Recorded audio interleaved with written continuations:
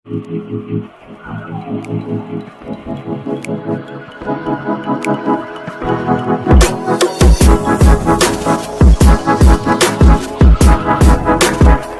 kembali lagi bersama saya di sini, Pak Arnold Simbolon.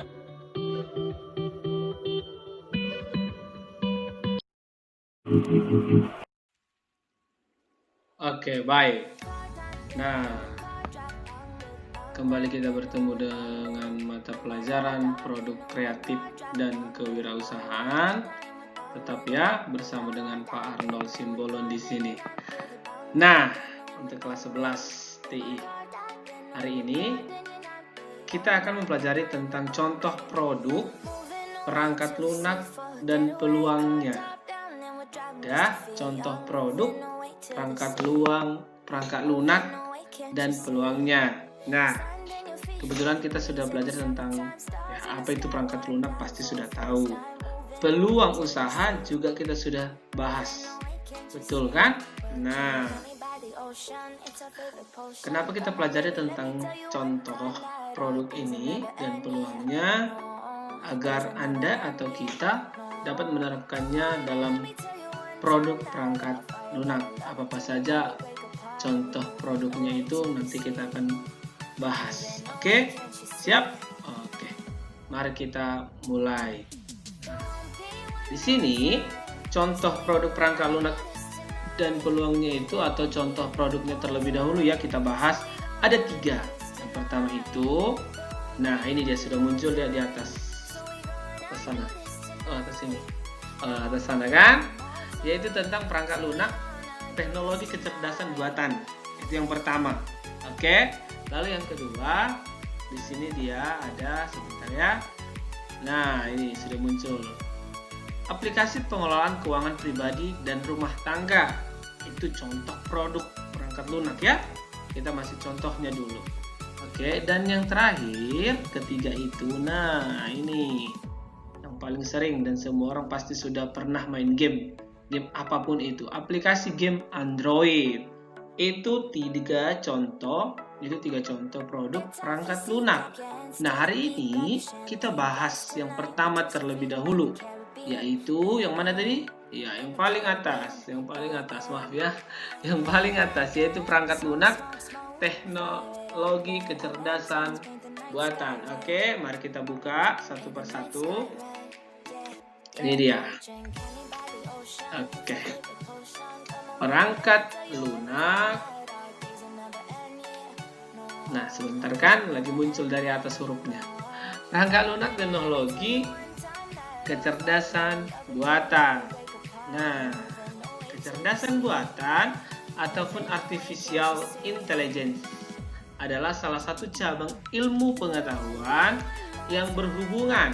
Ingat, salah satu cabang ilmu pengetahuan yang berhubungan. Ingat ya, yang berhubungan dengan pemanfaatan mesin untuk memecahkan persoalan. Ingat, untuk memecahkan persoalan yang rumit dengan cara yang lebih manusiawi. Ini Bapak bilang sekali lagi ya, salah satu cabang ilmu pengetahuan yang berhubungan dengan pemanfaatan mesin untuk memecahkan persoalan yang rumit dengan cara yang lebih manusiawi. Itu dia tentang kecerdasan buatan. Ya, nah, lalu kita lanjut lagi. Hal ini biasanya dilakukan dengan mengikuti atau mencontoh karakteristik dan analogi berpikir. Ingat, mencontoh berpikir dari kecerdasan manusia. Namanya pun kecerdasan buatan ya kan, pasti meniru dari kecerdasan manusia serta menerapkannya sebagai algoritma yang dikenal oleh komputer. Itu dia, algoritma yang dikenal oleh komputer. Algoritma pasti sudah belajar ya kan. Lalu bahasa pemrograman kita sudah belajar ketika kelas 10. Itu dia. Oke. Nah, artificial intelligence biasanya dihubungkan dengan ilmu komputer. Ya kan? Artificial itu apa tadi? Kecerdasan buatan. Ya kan dihubungkan dengan ilmu komputer pasti. Akan tetapi juga terkait dengan bidang lainnya seperti matematika, lalu ada psikologi, pengamatan, biologi, filosofi, dan lainnya. Banyak lagi. Itu dia ya. Nah, kemampuan untuk mengkombinasikan pengetahuan dan dari semua bidang ini, bidang yang tadi baru Bapak sebutkan itu, pada akhirnya akan bermanfaat bagi kemajuan dalam upaya menciptakan suatu kecerdasan dan buatan. Jadi nanti ilmu pengetahuan yang baru Bapak bilang tadi, matematika, psikologi, dan sebagainya itu digabungkan untuk membuat suatu kecerdasan buatan tadi. Itu dia. Nah, lalu kita masuk ke pembahasan yang berikutnya, itu ada tentang lingkup dari kecerdasan buatan terdiri atas beberapa hal. Yang pertama, itu ada sistem pakar. Nah, ini sudah muncul dia. Sistem pakar. Yang dimaksud di sini sistem pakar itu adalah komputer digunakan sebagai sarana untuk menyimpan pengetahuan para pakar. Dengan demikian, komputer akan memiliki keahlian untuk menyelesaikan masalah dengan meniru keahlian yang dimiliki para pakar. Itu dia, ada sistem pakar. Nanti ilmu-ilmu tentang pakar ini atau ide-ide pakar ini disimpan dan akan ditiru oleh komputer. Itu dia, disimpan di komputer dan akan ditiru oleh komputer.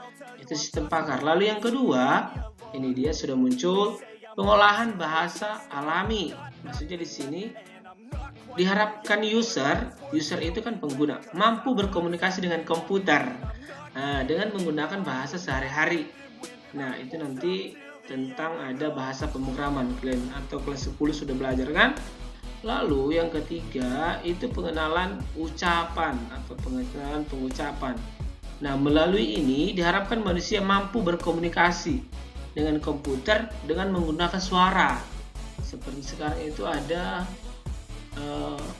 kalau kita mencari di googling pakai suara kan ada kan? Nah, itu dia.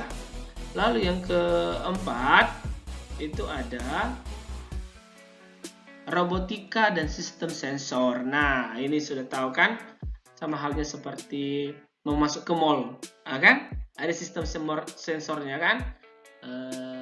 Atau Ramayana, atau baru-baru ini kan kalau kita mau masuk ke suatu karena COVID kan, disensor terlebih dahulu suhu badannya kan.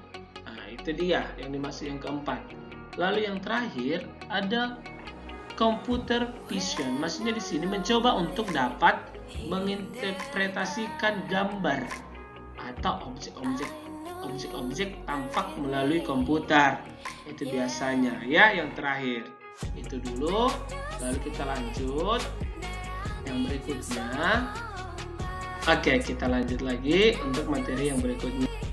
Oke, kita masuk ke persamaan dan perbedaan kecerdasan buatan dengan komputer konvensional. Oke, ini dia persamaan dan perbedaan kecerdasan buatan dengan komputer konvensional.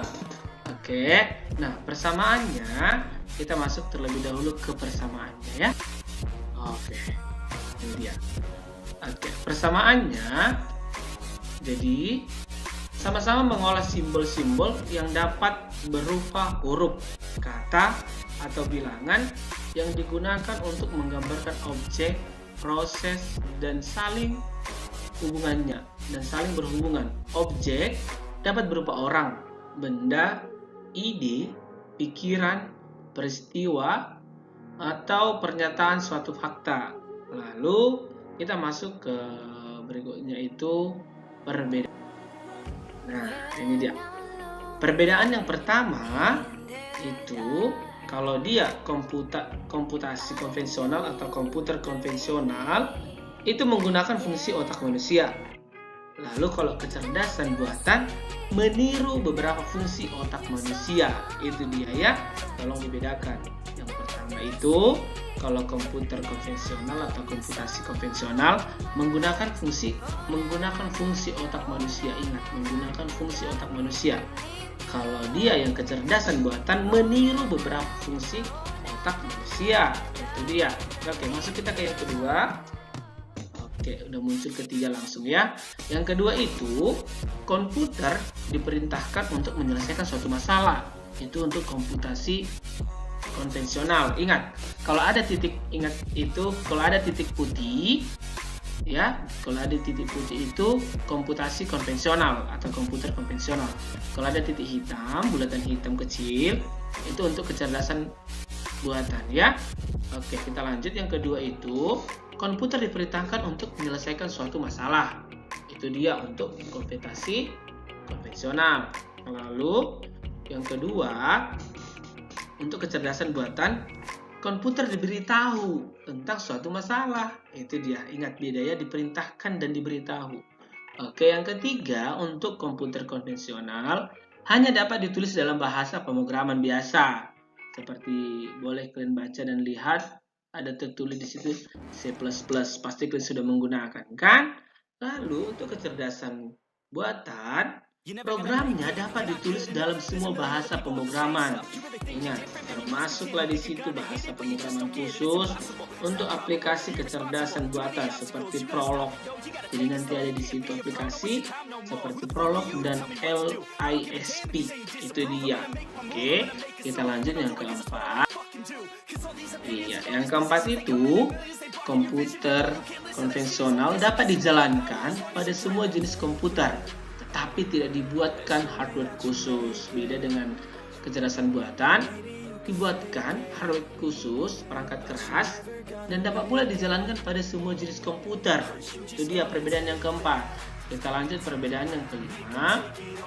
Nah, yang kelima itu komputer konvensional diberikan data dan program yang berisi spesifikasi langkah demi langkah cara data itu digunakan dan diolah untuk menghasilkan solusi. Itu dia, atau tujuan. Lalu untuk komputer kecerdasan buatan, komputer diberi pengetahuan tentang suatu wilayah subjek masalah. Ingat ya, diberitahu suatu wilayah subjek masalah tertentu dengan ditambah kemampuan inferensinya. Itu dia. Lalu yang keenam, itu komputer konvensional didasarkan pada suatu algoritme yang dapat berupa rumus matematika atau prosedur berurutan yang tersusun jelas. Lalu perbedaannya sama kecerdasan buatan didasarkan pada representasi dan manipulasi simbol. Lalu yang terakhir itu untuk komputasi konvensional, pengolahan objek bersifat kualitatif. Ingat, kualitatif, kualitas. Lalu yang terakhir untuk kecerdasan buatan, pengolahan objeknya bersifat kuantitatif. Ingat, kuantitatif itu jumlah banyaknya. Itu dia perbedaan komputasi konvensional dan kecerdasan buatan. Ya, Bapak harap kalian nanti baca ulang video ini, lalu kalian lihat kembali apa perbedaan dan persamaannya. Ya, oke, dan kalian dengarkan juga. Kita lanjut ke peluang usaha produk kecerdasan buatan. Ini yang terakhir ya. Untuk hari ini pembahasan kita yang terakhir, yaitu tentang peluang usaha produk kecerdasan buatan. Nah, apa aja itu? Dengarkan baik-baik. Nah, pada beberapa perusahaan, kecerdasan buatan mampu memberikan kemampuan proses analisis dan pemberian solusi secara menyeluruh terhadap perusahaan. Oke, di bawah ini atau akan Bapak nanti kita di slide berikutnya ada beberapa program kecerdasan buatan di dalam perusahaan yang bisa dijadikan peluang usaha oleh kita software engineering atau jurusan rekayasa perangkat lunak. Oke. Nah, ini dia. Yang pertama itu perusahaan perbankan. Nah, kalau di perusahaan perbankan itu kita menjadi seorang pendeteksi tindak penipuan. Nah, itu dia kecerdasan buatan. Ya kan? Pendeteksi tindak penipuan. Itu kalau di bank-bank kan, kecerdasan buatan yang dimasukkan ke sistemnya. Itu dia. Nah, penjelasannya banyak yang menggunakan kemampuan kecerdasan buatan untuk mendeteksi kegiatan penipuan. Program kecerdasan buatan diberi data mengenai aktivitas dan potensi sebagai penipuan dan aktivitas yang benar-benar bersih. Selanjutnya kecerdasan buatan dilatih. Ingat, kecerdasan buatan dilatih untuk mengenali mana yang merupakan aktivitas berpotensi penipuan dan mana yang benar-benar bersih. Itu yang dimaksudkan. Dan ini sering digunakan di perusahaan perbankan. Oke. Lalu yang kedua, perusahaan retail. Ini dia, perusahaan retail. Kita menjadi customer service online atau kecerdasan buatan tadi itu dibuat menjadi seorang customer service online. Itu dia. Nah, sama seperti penjelasan yang pertama, banyak website yang menyediakan tempat untuk berdiskusi atau bercakap-cakap bagi konsumen. Betul kan? Nah, seperti chattingan.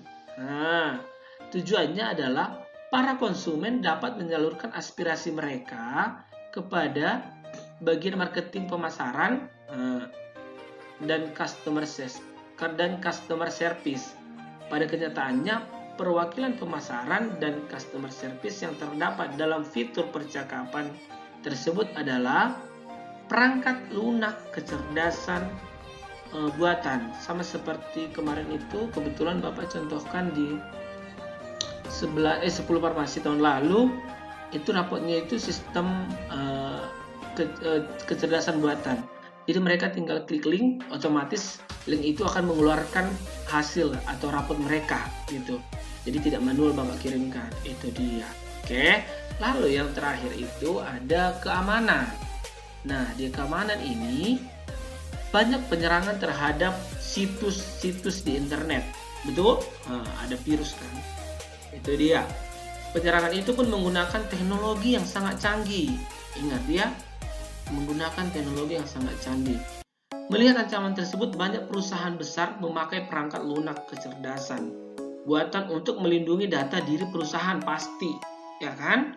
Dengan memasukkan banyak data pada mesin algoritme, mereka kecerdasan buatan mampu mendeteksi atau mengurangi dan mencegah ancaman yang masuk ke dalam program perusahaan. Itu dia. Oke, atau kalau di komputer atau laptop itu biasa kecerdasan buatan yang kita pakai itu adalah aplikasi antivirus. Itu dia. Kan? Nah, oke. Itu dia. Nah, itu dulu pertemuan kita hari ini yang membahas tentang contoh produk perangkat lunak dan peluangnya. Berikutnya nanti kita bahas tentang aplikasi pengelolaan keuangan pribadi dan rumah tangga. Itu nanti contoh produk yang kedua. Ini kita masih contoh produk yang pertama. Oke. Bapak harap kalian semua dalam keadaan sehat dan akhir kata. Dan terima kasih. Tetap belajar di rumah.